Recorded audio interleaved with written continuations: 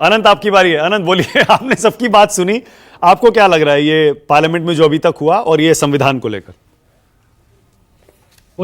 मुझे तो लग रहा है कि संविधान की बात जब हम कर रहे हैं तो संविधान के साथ हमें आरक्षण खत्म होने की बात जोड़कर देखना चाहिए। चुनाव का मुद्दा संविधान नहीं था, आरक्षण खत्म हो जाना मुद्दा था।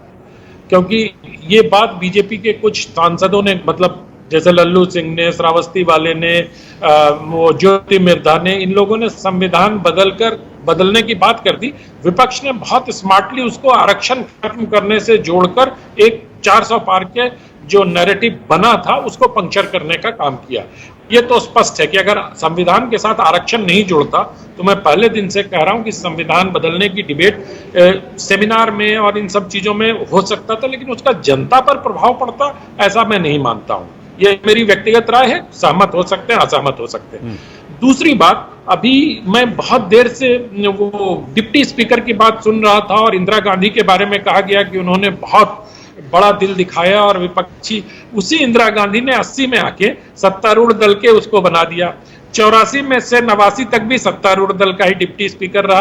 तो जब परंपरा की दुहाई देते हैं ना, 80 से 84 तक भी रहा और 84 से 89 तक भी, 85 से 89 तक भी रहा। अतुल लौंडे पाटिल जी, आप देख लीजिएगा, हाथ हिलाने से कुछ नहीं होता, गूगल कर लीजिए, अभी जब तक मैं बोलता हूं तब तक गूगल कर लीजिए आप। तो मैं ये कहता हूं कि डिप्टी स्पीकर वाला मसला जब फंसता है ना, जब सरकारें कमजोर होती हैं, तो विपक्ष को देखने के लिए, दिखाने के लिए, अपने पक्ष में करने के लिए वो सारे काम कर लेती हैं, विपक्ष को देती हैं। जैसा संजीव जी कह रहे थे कि थोड़ा विनम्र हो जाती है, लगता है कि सरकार नहीं चलाएगा। लेकिन जो लोग नरेंद्र मोदी की राजनीति को देख रहे हैं वो अपने हिसाब से चल रहे हैं।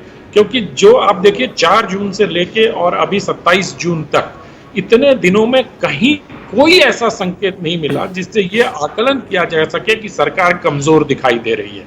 तो सरकार कमजोर दिखेगी नहीं, ये मेरा अपना मानना है। सरकार उसी तरह चलेगी। और रही बात इमरजेंसी की, तो इमरजेंसी का तो इस बार जैसे स्वाधीनता का अमृत महोत्सव मनाया गया, अब अगले 1 साल आप देखेंगे मानक की संविधान का अमृत महोत्सव मनाया जाएगा। उसके भी 75 साल हो गए हैं।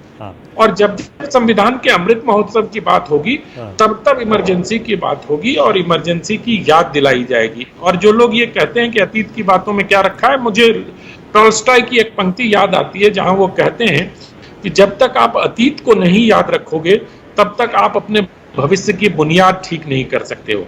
तो इमरजेंसी को याद तो दिलाना ही पड़ेगा। साइकोफेंसी जो कांग्रेस पार्टी की रहती है वो तो हमें बार बार आपको याद दिलाना पड़ेगा कि किस प्रकार से। अब अभी सुप्रीम कोर्ट की बात होती है, हम वो भूल जाते हैं कि राज्यसभा के सदस्य को इस्तीफा दिलाकर हाई कोर्ट का जस्टिस बना दिया गया, वो प्रमोट होकर सुप्रीम कोर्ट के जज बन गए।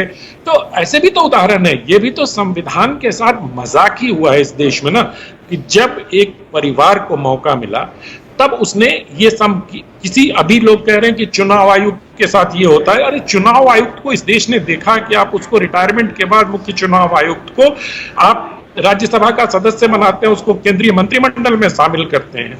तो ऐसी सारी चीजों को जब तक आप याद नहीं रखेंगे तब तक इन गलतियों से पार नहीं पा सकते हैं।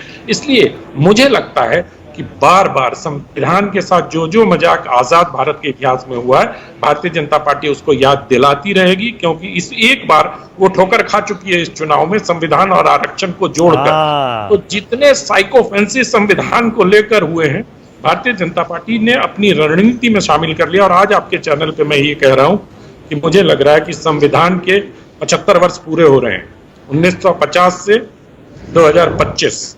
तो संविधान अभी नैरेटिव में रहेगा। इमरजेंसी के 50 साल पूरे हो गए, इमरजेंसी भी नैरेटिव में रहेगा। तो जब जब संविधान और इमरजेंसी की बात होगी, भाजपा इसी तरह आक्रामक आपको दिखाई देगी। ओके, अतुल लौंडे पाटिल बोलिए जल्दी से, क्या कह रहे हैं?